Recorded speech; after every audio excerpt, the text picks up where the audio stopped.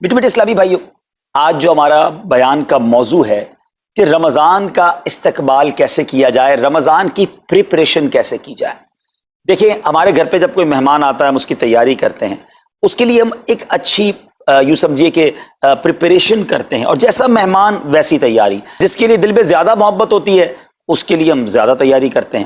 تو اب ذرا آپ سوچئے کہ ایسا مہمان جو ہماری مغفرت کروانے آ رہا ہے، ایسا مہمان جو ہمیں بخشوانے آ رہا ہے، تو پھر ہمیں اس کے لیے کتنی کوشش کرنی چاہیے۔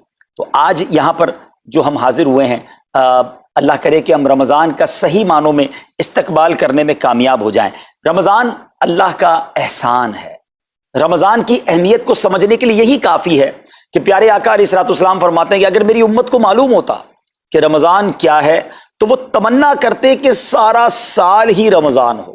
سبحان اللہ۔ مولا علی شیر خدا کرم اللہ تعالی وجہ الکریم کا یہ قول کتنا نرالا ہے۔ آپ فرماتے ہیں اگر اللہ تبارک و تعالیٰ کو اس امت کو عذاب دینا ہوتا تو اس امت کو رمضان اور سورہ اخلاص عطا نہ فرماتا۔ اس کا مطلب کیا ہوا کہ یہ بخشوانے، عذاب سے بچانے کے لیے آ رہا ہے، رحمتیں برسانے کے لیے آ رہا ہے۔ کاروباری لوگ بھی مجھے سن رہے ہوں گے، جس علاقے میں جس اسٹور پر کوئی ڈسکاؤنٹ ہوتا ہے، کوئی اسکیم ہوتی ہے، فائدہ ہوتا ہے، ہم ادھر پہنچ جاتے ہیں۔ رمضان ایک ایسی اسکیم ہے، رمضان ایک ایسا بینیفٹ دیتا ہے کہ احادیث میں یہ مضمون ہے کہ فرض کا ثواب 70 گنا کر دیا جاتا ہے، نفل کا ثواب فرض کے برابر کر دیا جاتا ہے، شیطان کو بند کر دیا جاتا ہے، جہنم کو تالے لگا دی جاتے ہیں، جنت کے در کھول دیے جاتے ہیں۔ روزہ دار کے منہ سے جو اسمیل آتی ہے، جو بو آتی ہے، بعض اوقات ہم کہتے ہیں یار پیسٹ نہیں کر سکے پورا دن، منہ سے اسمیل آ رہی ہے، سنیے یہ اسمیل جو ہے یہ اللہ کے نزدیک مشک کی خوشبو سے بھی زیادہ بہتر ہے۔ اللہ اللہ، ذرا آپ غور تو کیجئے، ہر سجدے پر 1500 نیکیاں دی جاتی ہیں، ہر سجدے پر سرخ یاقوت کا جنت میں ایک محل بنا دیا جاتا ہے۔ اتنی نیکیاں، پھر وہ کتنا بد نصیب ہے جو رمضان میں بھی عبادت نہ کرے، رمضان میں بھی اللہ کو راضی کرنے میں کامیاب نہ ہو۔ روزانہ افطار کے وقت 10 لاکھ گناہگار بخش دیے جائیں، اور جناب ہر جمعے کو جب رمضان میں جمعہ آئے تو ہر لمحے 10 لاکھ گناہگار بخشے جائیں، تو کروڑوں اربوں لوگوں کی بخشش گویا رمضان میں ہونی ہے۔ تو پھر ہمیں اس کی کیسی تیاری کرنی چاہیے، کتنا ثواب کمانے کے بارے میں سوچنا چاہیے۔ لیکن یہاں ایک اور بڑی امپورٹنٹ بات ہے، ایک تو رمضان میں نیکیاں کرنی ہے، دوسرا بڑا کام یہ کرنا ہے کہ ہمیں رمضان میں گناہوں سے بچنا ہے، کیونکہ عادتیں تو ساتھ ہی لگی ہوئی ہیں نا۔ شیطان بند ہے لیکن ہماری اپنی عادتیں، جس کی روز حرام دیکھنے کی عادت ہے، حرام سننے کی عادت ہے، حرام بولنے کی عادت ہے، ایسا تو نہیں ہوگا نا چاند آتے ہی سارے سوئچ آف ہو جائیں گے، وہ عادتیں ساتھ ہی چل رہی ہوتی ہیں۔ غور کیجئے کہ رمضان میں جو گناہ کرتا ہے نا، اس کا عذاب بھی بڑھ جاتا ہے، اس کی پنشمنٹ بھی بڑھ جاتی ہے۔ یہ ایسے ہی ہے کہ کوئی مسجد کے اندر آ کے گناہ کرے تو آپ کہیں گے نا یار خدا کا خوف کرو، مسجد میں ایسا کام کر رہے ہو۔ کوئی مکہ شریف حرم میں اندر جا کر گناہ کرے تو کتنا شدید ہو جائے گا وہ۔ تو رمضان جب اتنا مقدس مہینہ ہے، اس میں گناہ کرنا، اس کی پنشمنٹ بھی زیادہ ہے۔ ایک بار مولا علی شیر خدا کرم اللہ تعالی وجہ الکریم نے ایک قبر والے کا حال دیکھا، اور دیکھا اس قبر والے پر عذاب ہو رہا ہے، اور وہ چلانے لگا، عرض کرنے لگا اے علی میری مدد فرمائیے، اللہ کی بارگاہ میں سفارش کیجئے۔ مولا علی شیر خدا نے ہاتھ اٹھائے کہ اے مولا اسے بخش دے۔ ارشاد ہوا اے علی اس کی سفارش نہ کریں۔ عرض کی مولا وجہ کیا ہے؟ ارشاد فرمائے رمضان کے روزے تو رکھتا تھا مگر رات گناہوں سے باز نہیں آتا تھا۔ روزے رکھ کر گناہ کرنے والے کو اتنا عذاب، تو جو روزے ہی نہ رکھے، ایسے بھی لوگ ہیں جو رمضان میں روزے نہیں رکھتے۔ پلیز اس کو ایزی نہ لیں۔ ہمیں نہیں معلوم، پتہ نہیں اگلا رمضان پھر نصیب ہوگا کہ نہیں۔ پچھلے رمضان میں کتنے لوگ تھے جو ہمارے ساتھ تھے، اس رمضان میں نہیں ہے، اور اللہ پہلے تو ہم یہ دعا کرتے ہیں اللہ ہمیں یہ رمضان بھی عطا کر دے۔ زندگی کا کیا بھروسہ، دنیا کی جو کیفیت ہے آپ کے سامنے ہے، کبھی بھی جا سکتے ہیں۔ تو پھر اس رمضان کو تو سمجھ لیں بس ایک موقع بنا دیں، لائف چینجنگ ایکسپیرینس بنا دیں کہ بس اس میں عبادت کرنی ہے، اس میں خوب سجدے کرنے ہیں، اس میں روزے رکھنے ہیں، اس میں تراویح پڑھنی ہے، اس میں گناہ نہیں کرنے ہیں۔ اور آئیے میں آپ کو بتاتا ہوں کہ نبی پاک صلی اللہ تعالی علیہ وسلم رمضان کیسے گزارتے تھے۔ ایک مسلمان کے لیے اس سے بہترین رول ماڈل کیا ہوگا کہ رمضان میرے آقا کیسے گزارتے۔ تو مختلف احادیث کا جو سمری ہے وہ یہ ہے کہ نبی پاک علیہ الصلوۃ والسلام عبادت میں کمر بستہ ہو جاتے، بستر پر کم تشریف لاتے۔ بی بی عائشہ فرماتی ہیں کہ نبی پاک کے چہرے کا رنگ بدل جاتا تھا، متغیر ہو جاتا۔ کیوں؟ کہ نبی پاک پر خوف خدا طاری ہوتا، آپ گر گڑاتے، آپ رات بھر التجائیں کرتے۔ میرے آقا رو رو کر دعاؤں میں رمضان گزارے، چہرے کا رنگ بدل جائے۔ اور یہاں کچھ لوگ تو وہ ہیں کہ جن کا وزن ہی بڑھ جاتا ہے رمضان میں، اتنا کھانا کھانا ہے، سحری میں زیادہ کھانا ہے کہ سارا دن بھوکا رہنا ہے، افطار میں اس لیے زیادہ کھانا ہے کہ پورا دن بھوکا رہے تھے، پھر رات کو 2-3 بار مزید کھانا ہے کیونکہ کل روزہ رکھنا ہے۔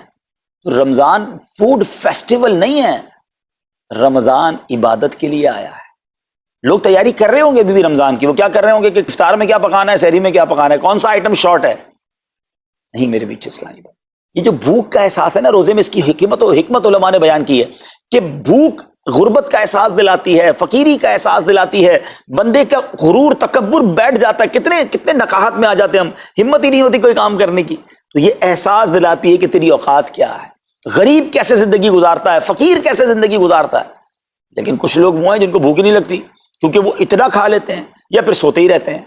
روزے کی حکمت یہ نہیں ہے، نبی پاک آنسو بہاتے تھے، آقا کا چہرے کا رنگ بدل جاتا، اور پھر بتایا کہ رمضان میں جب جبریل امین نبی پاک علیہ الصلوۃ والسلام کے پاس آتے تو آقا علیہ الصلوۃ والسلام ان کے ساتھ قرآن پاک کا دور فرماتے۔ اور پھر ایک اور نبی پاک کا خوبصورت انداز کہ پیارے آقا ویسے تو سب سے بڑھ کر سخی ہیں، مگر جب رمضان آتا تو نبی پاک کا دریائے سخاوت ایسے بہتا تھا جیسے تیز آندھی، بلکہ اس سے بھی زیادہ۔ اللہ اللہ، یہ 3-4 چیزیں آپ نے اور میں نے پکڑ لینی ہیں۔ آقا علیہ الصلوۃ والسلام کے پیچھے پیچھے جانا نا جنت میں، ہم نے بھی یہ کام کرنا ہے۔ یہ راتیں مانگنے کی راتیں ہیں، التجا کرنے کی راتیں، سجدے کرنے کی راتیں ہیں۔ ہمیں تہجد بھی پڑھنی ہے، ہمیں انشاءاللہ نوافل بھی پڑھنے ہیں، اور کم از کم قرآن ایک بار تو پورا انڈرسٹینڈ تو کریں نا۔ تلاوت، ترجمہ، تفسیر کب کریں گے؟ بڑی بڑی ڈگریاں ہیں، بڑے بڑے پاسپورٹ اور جناب بہت سارا سرمایہ ہے، مگر ایک بار بھی قرآن پورا ترجمے اور تفسیر سے نہیں پڑھا ہوگا۔ بہت سارے لوگ ایسے ہیں، ذرا سوچئے نا۔ اچھا یہ مہینہ نزول قرآن کا مہینہ ہے، رمضان اور قرآن کو جو خاص نسبت حاصل ہے نا، تو اس مہینے میں قرآن کو پکڑ لیں۔ ہائے ہائے، اللہ کرے رمضان قرآن کے ساتھ گزرے، ہماری صبح قرآن کے ساتھ ہو، ہماری شام قرآن کے ساتھ ہو، ہم قرآن سمجھنے والے بن جائیں۔ اچھا میں ایک اور بات بتاؤں آپ کو، مہینہ کتنا پیارا ہے۔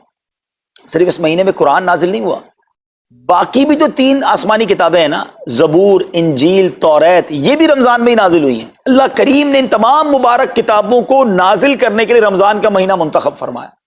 اتنا مبارک مہینہ ہے، تو ہمیں خوب اس میں تلاوت قرآن کا، پلیز اس رمضان کو قرآن کے ساتھ گزاری۔ اور پھر جو نبی پاک کا جو سخاوت والا انداز ہے نا، صدقہ و خیرات کرنا، ہر سائل کو عطا فرماتے، تو یہ بھی ہمارا ایٹیٹیوڈ ہونا چاہیے کہ خوب دل کھول کر خرچ کریں۔ سب سے پہلے اپنی پوری زکوٰۃ ادا کریں۔ یہ اتنی بڑی اب بدقسمتی ہوتی جا رہی ہے، ایسا فیل ہوتا ہے دنیا بھر کے تاجران اور لوگوں سے جب ہم ملتے ہیں کہ جس طرح رمضان کے علاوہ بہت تھوڑی تعداد میں مسلمان نماز پڑھتے ہیں نا 5 ٹائم، ایسا لگتا ہے اب زکوٰۃ بھی بہت کم لوگ ہی دیتے ہیں، پوری زکوٰۃ نہیں دیتے، اندازے سے نکال دی، کیلکولیشن کرتے نہیں ہیں۔ اور یہ بھی فیلنگز آتی ہیں کہ زکوٰۃ جتنی بڑھتی جاتی ہے نا، ہزاروں میں جس کی زکوٰۃ ہے وہ دے دیتا ہے، لاکھوں والا بھی شاید دے دیتا ہے، لیکن جب زکوٰۃ ہی کروڑوں میں پہنچ جاتی ہے نا، تو پھر یہ دل پر بھار پڑنا لگ جاتا ہے، ڈیفیکلٹ لگنا شروع ہو جاتی ہے۔ بندہ یہ کیوں نہیں سوچتا کہ اگر اللہ پاک نے مجھ پر لاکھوں میں زکوٰۃ ہے تو اللہ نے کروڑوں دیے تو لاکھوں میں زکوٰۃ ہے نا، اگر کروڑوں میں زکوٰۃ ہے تو اربوں ہیں تو کروڑوں میں زکوٰۃ ہے نا۔ زکوٰۃ کتنی ہے؟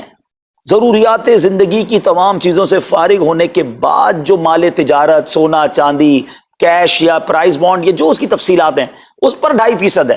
میں ایک اور لاجک سے آپ کو بات سمجھاؤں، اگر اس لاجک سے سمجھیں تو زکوٰۃ تو 1-1.5% بنتی ہے۔ وہ کیسے؟ ہم سب کے گھر نکل گئے، اس پہ زکوٰۃ نہیں ہے، ہماری گاڑیاں نکل گئیں، اس پہ زکوٰۃ نہیں ہے، جن کی فیکٹریاں ہیں وہ فیکٹریاں بھی مائنس کر دی گئیں، جن کی دکانیں ہیں وہ دکانیں بھی مائنس ہو گئیں۔ اچھا جناب، اس کے علاوہ اگر کرائے پہ کچھ پراپرٹی دی ہوئی ہے اس پر زکوٰۃ نہیں ہے۔ اگر ان سب پر زکوٰۃ ہوتی، یعنی جو کچھ میرے پاس ہے ان سب پر ہوتی تو کتنی زیادہ ہو جاتی، اور اتنی ساری چیزیں نکل گئیں تو پھر تو اگر ٹوٹل پد لگائیں تو 1-1.5% ہی بنتا ہے۔ تو اب جب سب کچھ نکالنے کے بعد تھوڑے سے مال پر 2.5% ہے، اور بھی سال میں ایک بار ہے، تو اس کو بھاری نہ سمجھیں، یہ بربادی ہے جو زکوٰۃ نہیں دیتے۔ یاد رکھیے گا، حدیث پاک کا مضمون ہے کہ یہ مال کا میل ہے، جس مال سے مل جائے اس مال کو بھی برباد کر دیتا ہے۔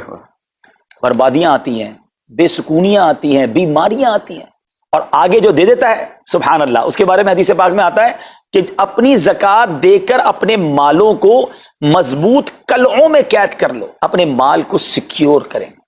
لوگ کہتے ہیں انشورنس ہونی چاہیے، آگ نہ لگ جائے، چوری نہ ہو جائے، ڈوب نہ جائے۔ اللہ کے حبیب علیہ الصلوۃ والسلام فرماتے ہیں، جس کا مضمون ہے کہ جب بندہ اللہ کی راہ میں خرچ کرتا ہے نا، تو وہ صدقہ بندے کے ہاتھ سے نکل کر اللہ کے دستے قدرت میں چلا جاتا ہے، اور اللہ کریم تمہارے صدقوں کو پالتا ہے، جس طرح تم اپنے جانور کے بچوں کو پالتے ہو، بچہ ہوتا ہے نا جانور کا، بڑا ہو جاتا ہے، فرمایا بندہ کھجور کا صدقہ دے گا اللہ پہاڑ جتنا عطا فرمائے گا، اس دن بھی ملے گا اور ملٹیپلائی ہو کر ملے گا۔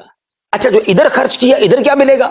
ادھر بھی نبی پاک علیہ السلام فرماتے ہیں، جس کا مضمون ہے میں قسم کھا کر کہتا ہوں، یعنی نبی پاک تو جو فرمائے حق ہے، اس حدیث میں تو آقا علیہ السلام قسم اٹھا رہے ہیں کہ میں قسم کھا کر کہتا ہوں کہ اللہ کی راہ میں خرچ کرنے سے مال کم نہیں ہوتا، نہ ادھر کم ہونا ہے اور ادھر بھی ملنا ہے، تو پھر تو سودا کتنا نفع والا ہے۔ اور یہ آپ چیک کر لیں پوری دنیا میں جہاں مجھے سنا جا رہا ہے کہ جو لوگ پوری زکوٰۃ دیتے ہیں نا ان کا مال ملٹیپلائی ہوتا ہے، اگلے سال زیادہ زکوٰۃ دے رہے ہوتے ہیں۔ زیادہ زکوٰۃ کیسے ہو گئی؟ کیونکہ مال بھی بڑھ گیا، تو ادھر بھی بینیفٹ ہے ادھر بھی بینیفٹ ہے، نقصان کا سودا ہی نہیں ہے۔ پھر چاہتے ہو بلاؤں سے بچ جائیں تو روایتوں کا مضمون ہے کہ صدقہ بلا اور بندے کے بیچ میں آ جاتا ہے، بلا اترتی ہے صدقہ روک لیتا ہے، لڑائی کرتا ہے اس سے، اور بندے پر بلائیں اور پرابلمز اور ڈیفیکلٹیز آنے سے اسے روکتا ہے۔